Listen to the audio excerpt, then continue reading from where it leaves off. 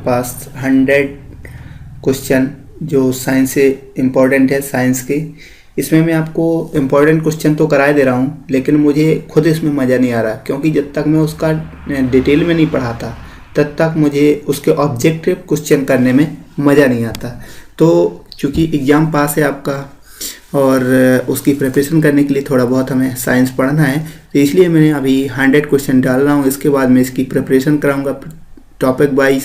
पहले उसके डिस्ट्रक्टिव पढ़ूंगा, जिस प्रकार से मैंने कंप्यूटर के डाले हुए हैं। पहले मैंने उसका पूरा थ्योरेटिकल डाला, फिर उसके बाद ऑब्जेक्टिव। उसी प्रकार से अब मैं साइंस में करूंगा, पहले थ्योरेटिकल और फिर उसका ऑब्जेक्टिव। उसी प्रकार से मैथ में थ्योरेटिकल और फिर उसके ऑब्जेक्टिव। ओके, तो आइए शुरू करते हैं। सबसे बड़ी आंखें किस स्तनधारी प्राणी की होती है? तो हिरण की है। ओके, आज कार्बन डाइऑक्साइड CO2 के उत्सर्जन में सर्वाधिक योगदान करने वाला देश, यानी सर्वाधिक CO2 कौन सा देश उत्सर्जित करता है? संयुक्त राज्य अमेरिका। ओके, विद्युत प्रेस का आविष्कार किसने किया था? तो हेनरी सीले ने। ओके, इसके बाद प्रेशर कुकर में खाना जल्दी पक जाता है, क्यों? ये सभी को लगभग पता होगा, क्योंकि प्रेशर कुकर के अंदर क्या होता है? दाब अधिक होता है, और दाब अधिक होने के कारण दाब बढ़ने पर जल का क्वथनांक बढ़ जाता है। क्वथनांक क्या होता है मित्रों? कि उसका बॉइलिंग पॉइंट, यानी कितनी डिग्री सेंटीग्रेड पर वो बॉयल करने लगता है। तो जैसा कि आप जानते होंगे कि जैसे कि दूध है, ओके, और पानी है, तो इसमें से किसका बॉइलिंग पॉइंट ज़्यादा होता है?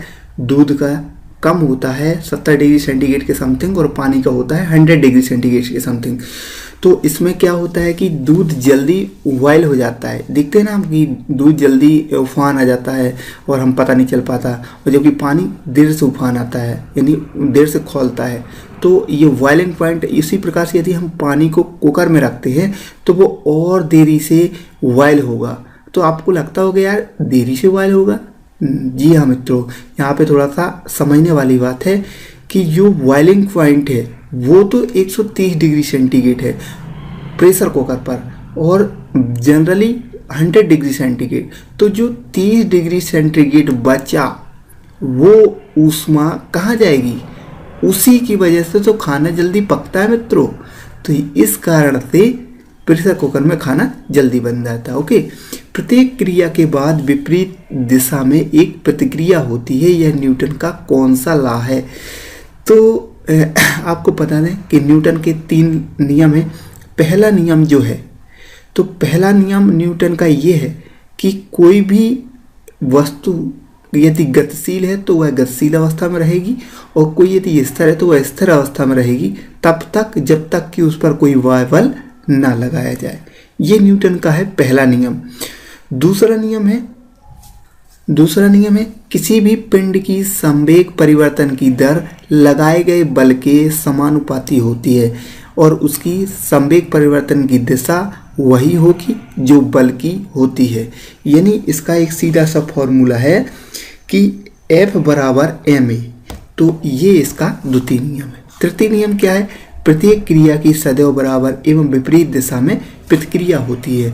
तो वही इसका क्वेश्चन है कि प्रत्येक क्रिया के बाद विपरीत दिशा में एक प्रतिक्रिया होती है। जैसे कि सपोज दैट रॉकेट है, रॉकेट क्या करता है कि जितना ऊपर की ओर लॉन्च करता है उसके पीछे एक प्रतिक्रिया होती है। जैसे कि बंदूक से हम गोली दागते हैं तो उतनी ही हमें प्रतिक्रिया पीछे की ओर धक्का लग जाता है। तो ये न्यूटन के थर्ड लॉ है। ओके, एक के बाद तावा कॉपर का शत्रु तत्व है गंधक। तो इसका आंसर गंधक है। क्यों ऐसा होता है? क्योंकि मित्रों क्या होता है कि तावा को यदि गंधक के साथ मिला दिया जाए या साथ में रख दिया जाए तो गंधक तावा से क्रिया कर लेता है और उसको क्या कर देता है? क्षरण कर देता है। इस कारण से गंधक को तावा का शत्रु कहा जाता है। ओके, उगते हुआ डूबते समय सूर्य लाल प्रतीत होता है। क्यों? क्योंकि क्या होता है कि लाल रंग की तरंग दैर्घ्य सबसे तेज होती है और वो ज़्यादा दूरी तक दिखाई देता है। उसी प्रकार से जब सूर्य निकलता है तो हमसे काफ़ी दूरी पर होता है, और इस कारण से वो हमें केवल लाल तरंग दैर्घ्य ही दिखाई देती है। ओके, रेडियो एक्टिवता की खोज किसने की थी? तो सीधा सा आंसर है रेडियो एक्टिवता की खोज हेनरी बेकरेल ने की थी। ओके, 2 समतल दर्पण एक दूसरे से 60 डिग्री के कोण पर झुके हैं, उनके बीच रखी एक गेंद बने प्रतिबिंबों की संख्या क्या होगी? ये कई बार क्वेश्चन आ चुका है मित्रों, और काफ़ी इम्पोर्टेंट क्वेश्चन है।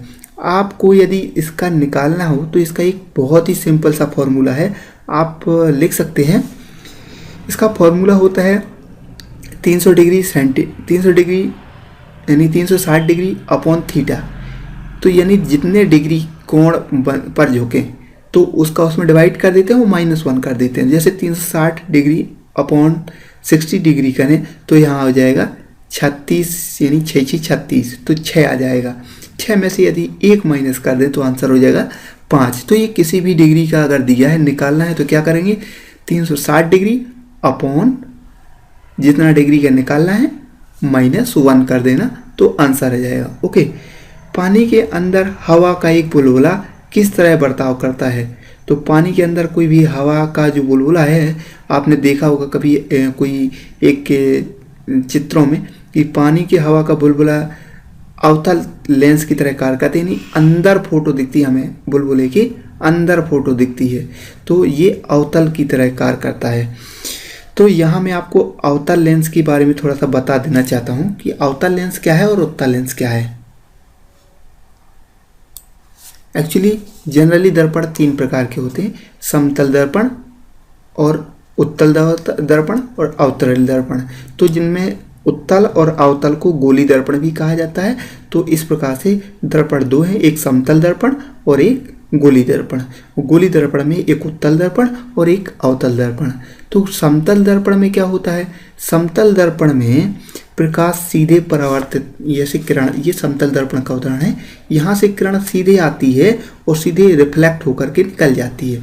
तो ये जो आने वाली किरण है इसको आपतित किरण कहते हैं, और यहाँ का जो सरफेस होता है ये चिकना होता है। ओके।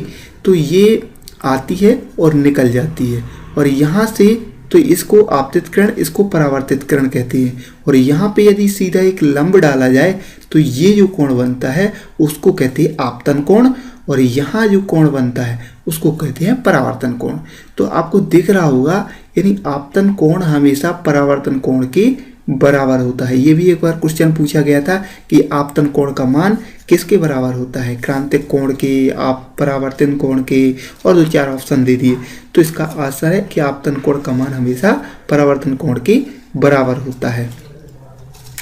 ओके। तो ये होगा समतल दर्पण। उसी प्रकार से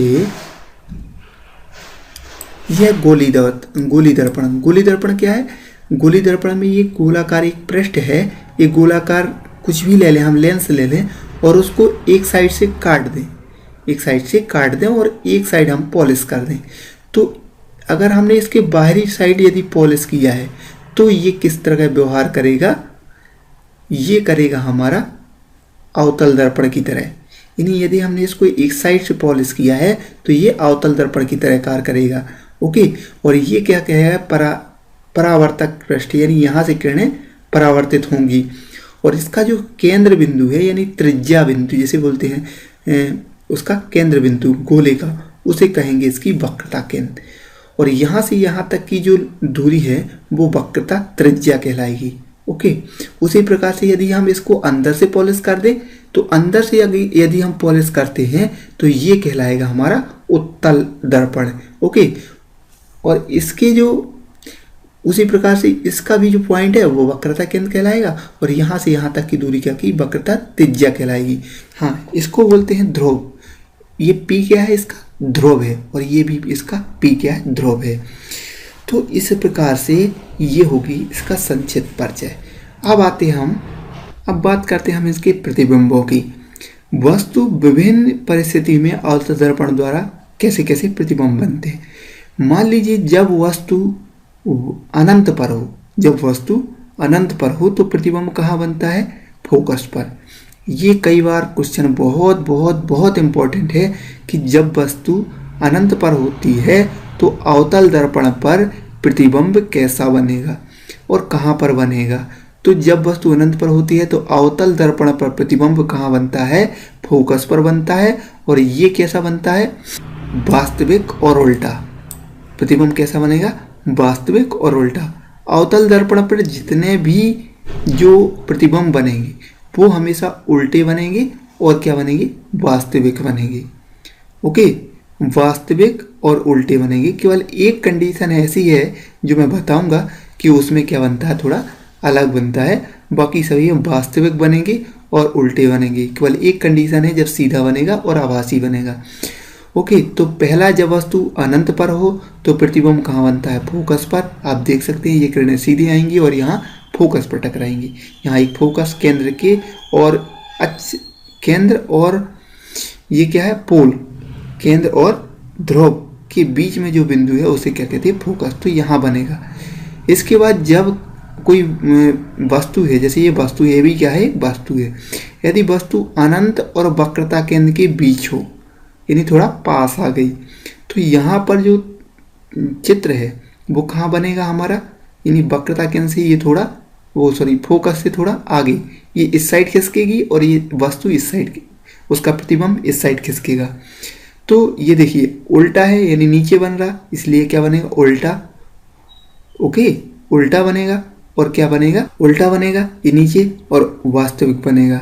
ओके, तो वास्तविक बन रहा और उल्टा बन रहा, तो ये है कहाँ पर बनेगा। अब जब ये हमने इसको अनंत से थोड़ा वक्रता केंद्र के पास ले आए तो ये यहाँ से फोकस से थोड़ा इस साइड आ जाएगा, यानी फोकस और ये क्या है, वक्रता केंद्र के बीच बनेगा।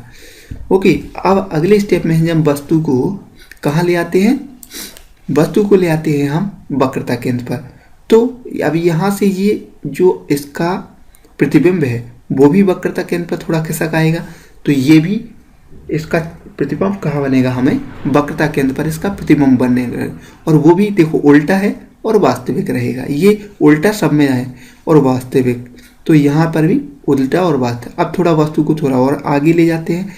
जब वस्तु को वक्रता केंद्र और फोकस के बीच रख दें, तो वस्तु को जब वक्रता केंद्र और फोकस के बीच रख देते हैं हम, तो क्या बनते हैं, देखते हैं कि हम वस्तु देखो थोड़ा और आ गई, यानी अभी जो वक्रता केंद्र थी अब वो अनंत और वक्रता केंद्र के बीच पहुंच जाएगी।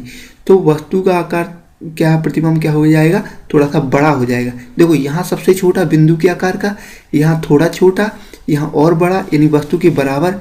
अगर आ जाए क्वेश्चन कि वस्तु के आकार का प्रतिबिंब अवतल दर्पण कब बनेगा, तो जब वस्तु वक्रता केंद्र पर होती है तब वस्तु का प्रतिबिंब वस्तु के आकार का बनता है। ओके, इसके बाद जब वस्तु कहाँ पर है, वक्रता केंद्र से आगे और फोकस से पहले, यानी वक्रता केंद्र और फोकस के बीच है, तो वस्तु का प्रतिबिंब कहाँ बनेगा, कहाँ बनेगा, अनंत और वक्रता केंद्र के बीच में। ओके, और वस्तु से क्या होगा, बड़ा हो जाएगा आप, यानी वक्रता केंद्र के जैसे ही आगे वस्तु आएगी तो वो उसका प्रतिबिंब बड़ा हो जाएगा, तो वस्तु का प्रतिबिंब बड़ा हो जाएगा। अब इसके बाद जब वस्तु को हम फोकस पर ले आए तो उसका प्रतिबिंब अनंत पर बनेगा। ओके, तो ये कंडीशन इसके विपरीत आ गई, तो ये अनंत पर बनेगा और कैसा बनेगा, वही वास्तविक और उल्टा और बहुत बड़ा बनेगा।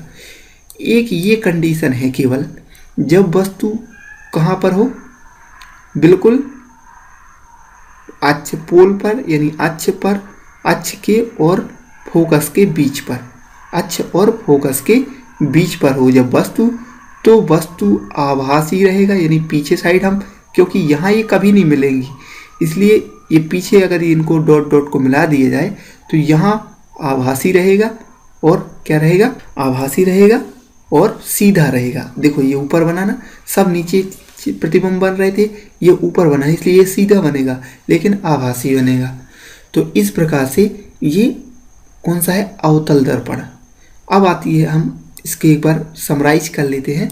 देखो यदि अनंत पर हो तो फोकस पर बनेगा, और ओके, और बिंदु आकार का छोटा, बिल्कुल छोटा, वास्तविक और उल्टा रहेगा। वक्रता केंद्र से दूर पर, वक्रता केंद्र यानी अनंत से और वक्रता केंद्र के बीच हो तो फोकस और वक्रता केंद्र के बीच बनेगा, छोटा, वास्तविक और उल्टा। और वक्रता केंद्र पर हो तो वक्रता केंद्र पर ही चित्र बनेगा और वस्तु के आकार का ही बनेगा, वास्तविक और उल्टा, जैसा कि मैंने बताया था। और उसी प्रकार से यदि वक्रता केंद्र और फोकस के बीच हो तो वक्रता केंद्र से अनंत की दूरी पर बनेगा और वस्तु से बड़ा चित्र बनेगा, वास्तविक और उल्टा बनेगा। उसी प्रकार से यदि फोकस पर हो वस्तु तो चित्र कहाँ बनेगा, अनंत पर, और बहुत बड़ा बनेगा, वास्तविक रहेगा और उल्टा रहेगा। लेकिन यदि ध्रुव और फोकस के बीच में हो तो दर्पण के पीछे बनेगा, जैसा मैंने बताया, और सब वस्तु से बड़ा रहेगा, आभासी और सीधा रहेगा। ओके, इसी प्रकार से यदि हम बात करें तो ये है उत्तल दर्पण। उत्तल दर्पण में क्या होता है, सिर्फ दो कंडीशन है। यदि वस्तु अनंत पर है तो प्रतिबिंब कहाँ बनेगा, फोकस पर। और कैसा बनेगा, ये आप देख सकते हैं कि वस्तु सीधा बनेगा, वो सीधा बनेगा और आभासी बनेगा, क्योंकि हम डॉट डॉट करके मिला रहे हैं तो सीधा बनेगा और आभासी, क्योंकि यहाँ से किरणें आएंगी और रिफ्लेक्ट होकर वापस चली जाएंगी, तो ये कभी नहीं मिलेंगी, इसलिए इनको नीचे डॉट डॉट करके फोकस पर मिलाया गया और ये इसलिए वस्तु का आकार सीधा बनेगा और आभासी बनेगा। इसी प्रकार से यदि फोकस के थोड़ा अनंत से थोड़ा ले आए तो अनंत और ध्रुव के बीच यदि कोई वस्तु हो तो उसका प्रतिबिंब भी कहाँ पर बनेगा, वो यहाँ पर बनेगा, कहाँ, फोकस से थोड़ा पहले, यानी फोकस और ध्रुव के बीच में बनेगा और छोटा बनेगा और क्या बनेगा, सीधा और वो आभासी बनेगा। ओके, तो इस प्रकार से उत्तल और अवतल दर्पण हैं, बहुत ही इंपॉर्टेंट है, कई एग्जाम में पूछे गए हैं, तो आप इनको एक बार देख लें। ओके, इसके बाद आते हैं हम पुनः क्वेश्चन में। तो ये प्रतिबिंब आपको समझ में आ गया कि पानी के अंदर हवा का बुलबुला किस तरह बर्ताव करता है, अवतल की तरह। इसको याद कैसे करें मित्रों, अव का मतलब देखो, इस साइड डंडा लगा हुआ है, यानी इस साइड जो पॉलिश हो और इस साइड से खुला हुआ है आ में, तो ये क्या कहलाएगा, यानी जिसकी इस साइड से खुला हो वो कहलाएगा अवतल दर्पण, और ऊ में उस साइड खुला नहीं है तो उसके पीछे साइड यानी ऊ साइड, ऊ कैसा बनता है, ऐसा, तो यहाँ से जो किरणें आए वो कहलाएगा उत्तल। इसको हम इस तरह से याद कर सकते हैं। ओके, इसके बाद अगला है पानी। यदि कोई मनुष्य समतल दर्पण की ओर 4 मीटर प्रति सेकेंड की चाल से आ रहा है तो दर्पण में मनुष्य का प्रतिबिंब किस चाल से आता हुआ प्रतीत होगा, तो इसका आंसर है 8 मीटर प्रति सेकेंड। अब अगर मैं थ्योरेटिकल पीछे बताऊंगा तो शायद टाइम ज़्यादा हो जाएगा, इसलिए मैं अभी केवल ऑब्जेक्टिव बता दे रहा हूं, और इसके बाद मैं आपको सभी का दर्पण और परमाणु यानी रसायन, भौतिक और बायोलॉजी तीनों को बहुत अच्छे वीडियो बनाकर मैं आपको दूंगा, क्योंकि यदि इमेज से पढ़ते हैं तो इमेज दिमाग में ज़्यादा समय तक रहती है और वो काफ़ी लंबे समय तक हमें याद रहता है। तो हम कोई भी चीज़ पढ़ेंगे वो इमेज के थ्रू पढ़ेंगे तो वो हमें काफ़ी लंबे समय तक याद रहेंगे। ओके, तो आइए अभी हम केवल इसके जो क्वेश्चन पढ़ लेते हैं, उसके बाद हम इसके बाद में डिटेल पढ़ेंगे। ओके, कारों, ट्रकों और बसों में ड्राइवर्स की सीट के बगल में कौन सा दर्पण लगा रहता है, तो हमें पता कि जहाँ पर वस्तु की क्या है, उत्तल दर्पण लगे रहेगा। उत्तल दर्पण में क्या है कि ये आभासी बनेगा और क्या है, मतलब वस्तु से, जैसे कि अभी हमने पढ़ा था कि क्योंकि वस्तु का आकार छोटा, उत्तल दर्पण का यूज करते हैं क्योंकि इसमें वस्तु का आकार हमें छोटा दिखाई देता है और पास दिखाई देने लगता है, तो इसलिए हम बसों में और ट्रकों में क्या करते हैं, उत्तल दर्पण का उपयोग करते हैं। ऐसे तत्व जिनमें धातु और अधातु दोनों गुण पाए जाते हैं उन्हें क्या कहते हैं, उपधातु कहते हैं। ओके, वनस्पति विज्ञान के जनक कौन है, थियोफेस्टस। निम्नलिखित में से किसमें ध्वनि की चाल सबसे अधिक होगी, तो इस्पात यानी लोहा में आप देख सकते हैं, जब ट्रेन की पटरी में यदि आप कान रख के देखें तो एक लंबी दूरी से आ रही ट्रेन की गति, ट्रेन को आप पहचान जाएंगे कि इसमें ट्रेन आ रही है।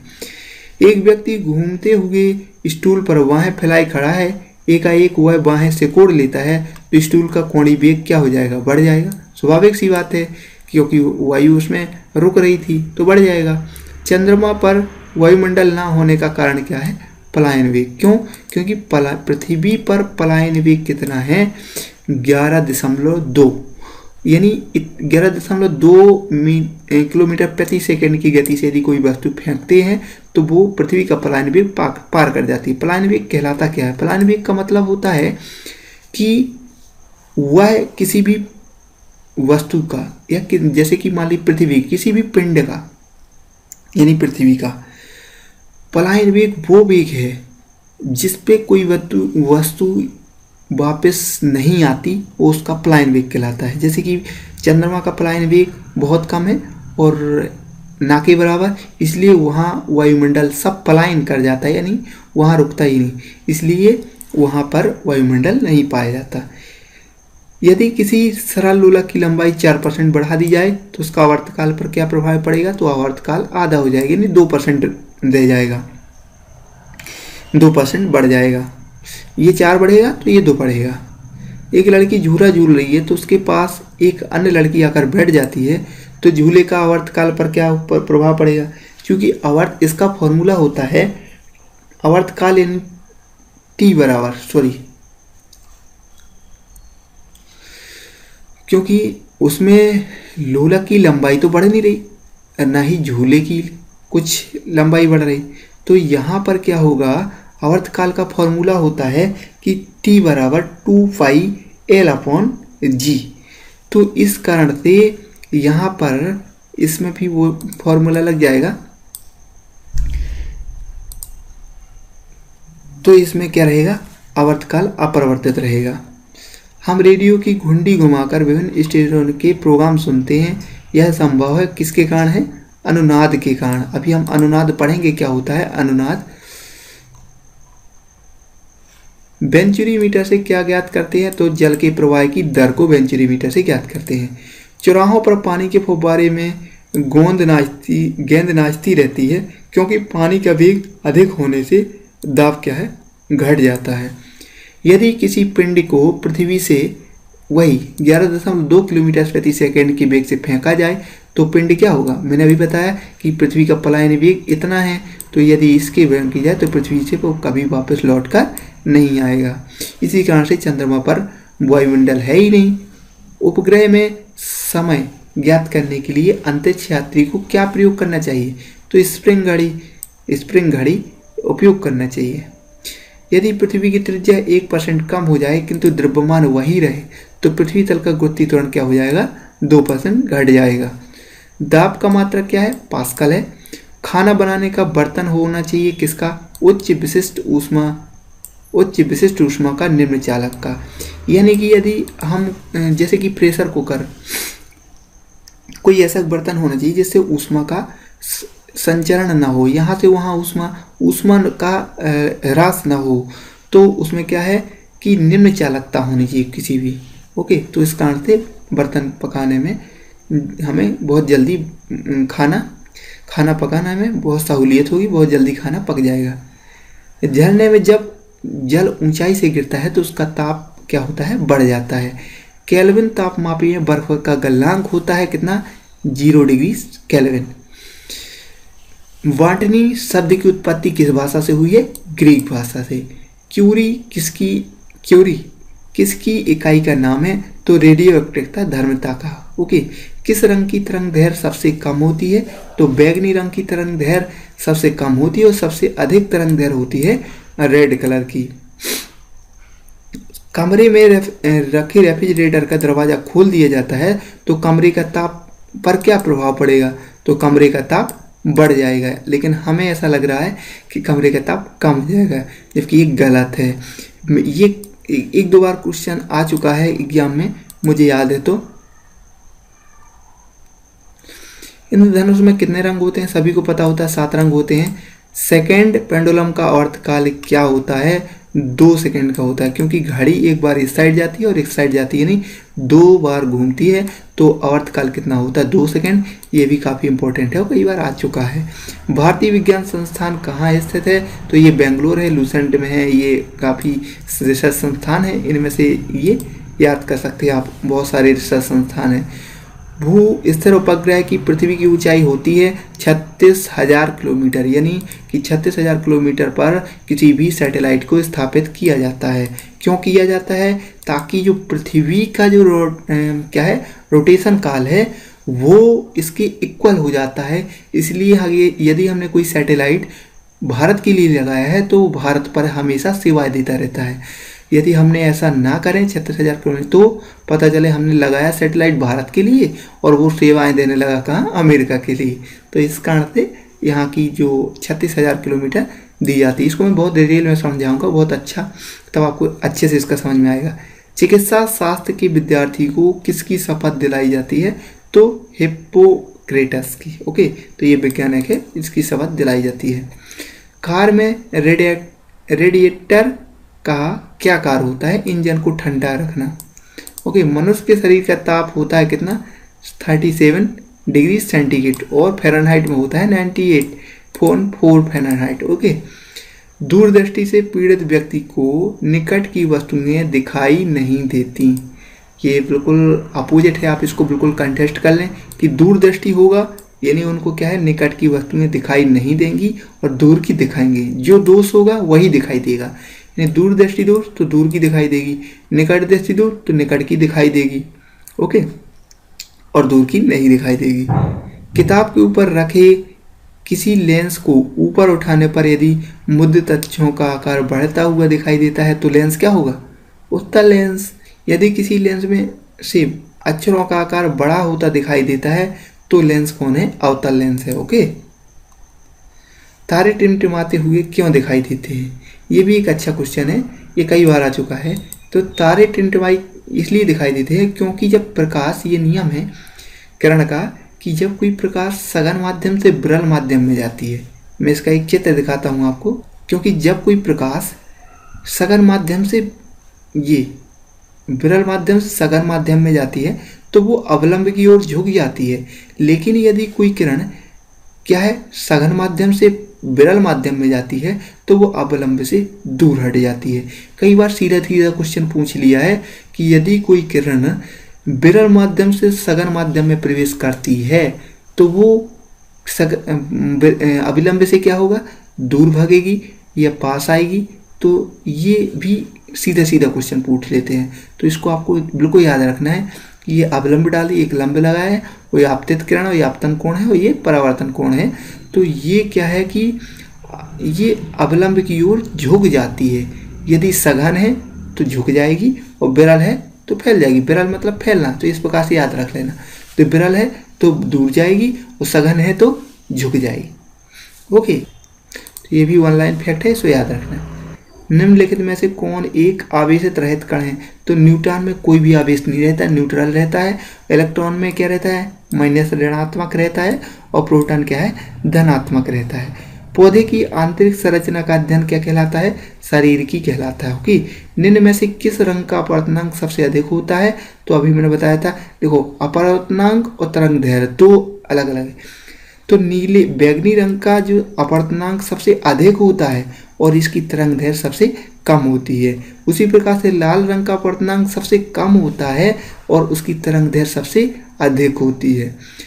लेंस की क्षमता का मात्रक क्या है? तो लेंस की क्षमता का मात्रक डायोप्टर है। रडार की कारण प्रणाली निम्न सिद्धांत पर आधारित है: रेडियो तरंगों का परावर्तन पर। ओके, रेडियो तरंगों के परावर्तन पर रडार कार्य प्रणाली काम करती है।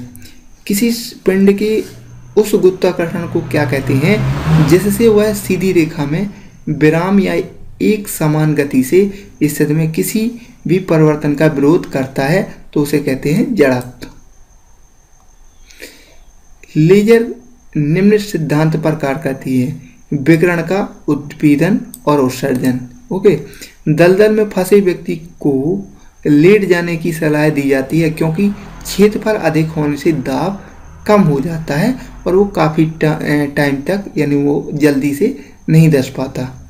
ओके, तो बर्फ के टुकड़ों को आपस में दबाने पर टुकड़े आपस में चिपक जाते हैं। क्यों? क्योंकि दाब अधिक होने से बर्फ का गलनांक घट जाता है। इसलिए आपने देखा होगा कि आइसक्रीम क्या होती हैं, कभी कभार चिपक जाती हैं। मोटर कार में शीतलन तंत्र किस सिद्धांत पर कार्य करता है? तो केवल संवहन सिद्धांत पर कार्य करता है। ओके, जीवित प्राणियों के शरीर में होने वाली निम्नलिखित में से कौन सी एक प्रक्रिया पाचक क्रिया है? तो प्रोटीन का एमिनो अम्लों में विघटन। एक टेलीविजन में दूरस्थ नियंत्रण के लिए किस प्रकार के वैद्युत चुंबकीय विकिरण का उपयोग किया जाता है? तो हार्टज या लघु तरंगों का, लघु रेडियो तरंगों का। मीथेन किसके वायुमंडल उपस्थित है? बृहस्पति में। बृहस्पति में क्या है? मीथेन उपस्थित है। प्रोटीन के पाचन में सहायक एंजाइम कौन सा है? ट्रिप्सिन। ये काफ़ी इंपॉर्टेंट है, कई बार क्वेश्चन आ चुका है। तो क्या है? प्रोटीन के पाचन में सहायक एंजाइम है ट्रिप्सिन। उन देशों में जहाँ के लोग का मुख्य खाद्यान्न पॉलिश किया हुआ चावल है। लोग पीड़ित होते हैं बेरी से। जहाँ पॉलिश किया हुआ चावल खाते हैं वहाँ बेरी हो जाता है। ओके, मांसपेशियों निम्नलिखित में से किसके एकत्र होने से थकान होती है? तो लैक्टिक अम्ल से। लैक्टिक मतलब खट्टे। प्रकाश वर्ष क्या होता है? या क्या होता है प्रकाश वर्ष? है प्रकाश द्वारा तय की जाने वाली दूरी है, यानी दूरी का मात्रक क्या है? प्रकाश वर्ष। समुद्र की गहराई नापने के लिए कौन से उपकरण का उपयोग किया जाता है? तो ये भी इंपॉर्टेंट क्वेश्चन है। फेदोमीटर का उपयोग किया जाता है। और कंप्यूटर की आईसी चिप किस पदार्थ से बनी होती है? तो ये कंप्यूटर का भी क्वेश्चन है। तो ये किससे बनी होती है? सिलिकॉन से। ओके, और अगर हम कहें कि वह काल्पनिक रेखा जो फोकस एवं पोल से गुजरते हुए गोलाकार दर्पण पर पड़ती है वह क्या कहलाती है? मुख्य अक्ष। जैसे अभी हमने बताया कि मुख्य अक्ष यानी पोल क्या कहलाता है? जो सेंटर पॉइंट है वो पोल कहलाता था। ओके, यानी वक्रता केंद्र नहीं, यानी जहाँ से जाती है वो जो दर्पण का मुख्य केंद्र वो क्या कहलाते हैं? मुख्य अक्ष। अगर किसी वस्तु का फोकस अवतल दर्पण पर पड़ता है तो उसकी छाया कैसी बनेगी? अवतल मैंने बताया था, तो कहाँ पर बनी? फोकस पर रहेगी तो चित्र कहाँ बनेगा? अनंत पर। यही फर्क पड़ता है ऑब्जेक्टिव में और डिटेल में पढ़ने पर। अब देखिए ये सारी चीज 4 क्वेश्चन और 2-4 ऊपर जो क्वेश्चन मिले थे, अगर हमने उसको डिटेल में पढ़ लिया तो ये ऑटोमेटिक बन जाते हैं। इसलिए पहले उसको डिटेल में पढ़ना बहुत ज़रूरी होता है। इसलिए मेरा आपसे निवेदन है कि यदि आप अच्छी तैयारी करना चाहते हैं तो पहले आप डिटेल पढ़ें, इसके बाद फिर उसके ऑब्जेक्टिव करें तो आपका 100% क्लियर हो जाता है। वही मैं आपसे करवाने वाला हूँ। वह धातु जो अम्ल एवं क्षार के साथ क्रिया करके हाइड्रोजन निकालती है वो क्या कहलाती है? जिंक कहलाती है। जीव विज्ञान शब्द का प्रयोग सर्वप्रथम किसने किया था? तो ये आपको याद ही करना पड़ेगा। लेमार्क तथा ट्रेविनेरस ने। लेमार्क तथा ट्रेविनेरस ने। कार का मात्रक क्या है? जूल है। प्रकाश वर्ष की इकाई है दूरी की। ओके, ये अभी मैंने ऊपर बताया प्रकाश वर्ष किसकी इकाई है? दूरी की। एक ही प्रकार के परमाणुओं से मिलकर बना पदार्थ क्या कहलाता है? तत्व कहलाता है। 2 या 2 से अधिक तत्वों की मात्रा के विचार से एक निश्चित अनुपात में संयोग करने से बना पदार्थ क्या कहलाता है? यौगिक कहलाता है।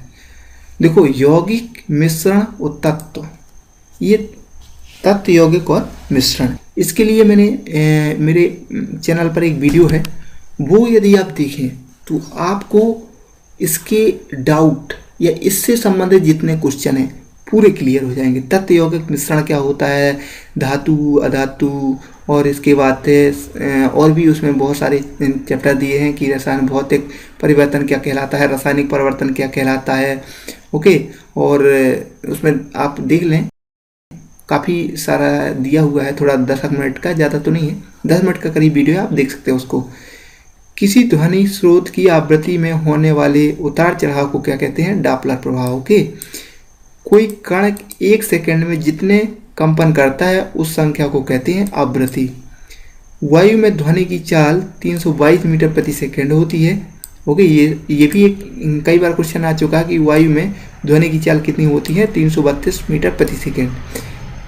यदि दाब बढ़ाकर 2 गुना कर दिया जाए तो ध्वनि की चाल क्या होगी? 332 मीटर प्रति सेकंड ही रहेगी। ओके, निम्नलिखित में से समय का मात्रक नहीं है क्या? प्रकाश वर्ष समय का मात्रक नहीं है, ये इकाई का है, दूरी का मात्रक है। पार्शिक इकाई है दूरी की, पार्शिक भी क्या है? इकाई की दूरी है। निम्नलिखित में से कौन धातु होते हुए भी विद्युत का कुचालक है? तो ये शीशा, सभी को पता है कि धातु होते हुए क्या है? कुचालक है। निम्नलिखित में से किस धातु में धातुई चमक पाई जाती है? तो ग्रेफाइट, आयोडीन, इनमें क्या है? धातुई चमक पाई जाती है। आप देखते हैं कि जो आयोडीन है वो चमकता हुआ दिखाई देता है, ग्रेफाइट भी चमकता है। एक गुब्बारे में हाइड्रोजन व ऑक्सीजन गैस के बराबर बराबर अणु हैं। यदि गुब्बारे में एक छेद कर दिया जाए तो हाइड्रोजन गैस तेजी से निकलेगी और वो वाली गैस नहीं निकलेगी। ओके, कपूर के छोटे छोटे टुकड़े जल की सतह पर नाचते हैं। पृष्ठ तनाव के कारण ऐसा होता है कि कपूर के छोटे छोटे टुकड़े नाचने लगते हैं। पानी का घनत्व अधिक होता है, पानी का घनत्व अधिकतम होता है कितना, 4 डिग्री सेंटीग्रेड। इसलिए बोला जाता है कि जहाँ जब ठंड पड़ती है तो ठंड पड़ने पर कोहरा छाता है, और अपने किसान क्या करता है कि उस खेती को पाला से बचाने के लिए पानी लगा देते हैं। ऐसा क्यों करते हैं? क्योंकि हमें पता होता है कि जो जल का घनत्व है वो 4 डिग्री सेंटीग्रेड रहता है और इससे टेम्परेचर नीचे नहीं जाता, इसलिए उनको पाला से बचाने के लिए वहाँ पर पानी लगा दिया जाता है। ओके, यदि दो उपग्रह एक ही वृत्ताकार कक्षा में चक्कर लगाते हैं तो उनके वेग समान होंगे। ओके, पृथ्वी की परिक्रमा कर रहे एक उपग्रह से एक पैकेट छोड़ दिया जाता है तो उपग्रह के साथ उसी चाल से पृथ्वी की परिक्रमा करने लगेगा। ओके, निम्नलिखित में से कौन एक यौगिक है? तो अमोनिया क्या है? एक यौगिक है। यंग प्रत्यास्था गुणांक का मात्रा SI मात्रक है न्यूटन मीटर प्रति second, newton metre square. Candela मात्रक है ज्योति तीव्रता का, कैंडेला। ओके, जल एक यौगिक है क्योंकि इसमें रासायनिक बंधों से जुड़े हुए दो भिन्न तत्व होते हैं। वह विज्ञान जिसका संबंध जीवधारियों के अध्ययन से होता है वो क्या कहलाता है? जीव विज्ञान। फाइकोलॉजी किसका अध्ययन किया जाता है? तो ये विज्ञान की शाखाएं हैं, उसमें फाइकोलॉजी सवालों का अध्ययन होता है ना। जूल निम्नलिखित में से किसकी इकाई है? तो ऊर्जा की। मात्रकों की अंतर्राष्ट्रीय पद्धति कब लागू की गई? 1971 में। चमगादड़ अंधेरे में उड़ते हैं क्योंकि चमगादड़ में क्या होती हैं? पराश्रव्य तरंगें उत्पन्न करते हैं और वो दीवारों से रिफ्रैक्ट करते हैं, उनको बता देता है कि आगे दीवार है। तो इसके बाद 100 क्वेश्चन अगले वीडियो में और करूँगा और कोशिश करूँगा कि अगली बार मैं आपको उसका डिटेल से पढ़ाऊँ। दोस्तों, यदि मेरी वीडियो पसंद आए तो प्लीज़ लाइक करें, शेयर करें। मुझे तो पता है ये आपको पसंद आने वाला नहीं है, तो कोई दिक्कत नहीं। मैं आशा करता हूँ कि अगला जो वीडियो बनाऊँगा वो आपको पसंद आए। Thank you.